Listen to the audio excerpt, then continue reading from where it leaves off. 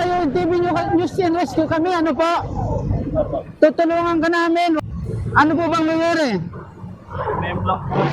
May kasama po ba kayo? Nadatnan ng UNTV News and Rescue Team na nakahiga sa kalsada ang lalaking ito katabi ng kanyang motorsiklo sa kahabaan ng Commonwealth Avenue sa Barangay Holy Spirit, Quezon City, mag-alas 2 ng madaling araw kanina, November 11. Wasak ang unahan ng motorsiklo dahil sa lakas ng pagkakabangga sa isa sa mga paa ng nakatayong boom truck, dahilan upang ang biktima ay magtamo ng malalim na sugat at posibleng bali sa hita na agad naman nilapatan na lunas ng rescue team.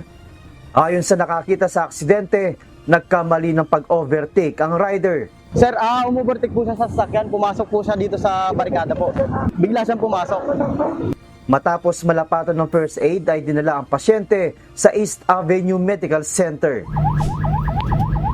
Nirespondihan din ng UNTV News and Rescue Team ang banggaan ng motorsiklo at SUV sa kilometer 61 National Highway Pandapan, Tagum City, pasado alas 4 ng hapon kahapon, November 10. Nagtamo ng mga gasgas sa likod at kaliwang siko, mga sugat sa kanang kamay at pamamaga ng kaliwang pa ang driver ng motorsiklo na kinilalang si Pehe Asenas, 20 anyos, taga Tuburan, Mawab, Davao de Oro. Agad itong nilapatan ng first aid.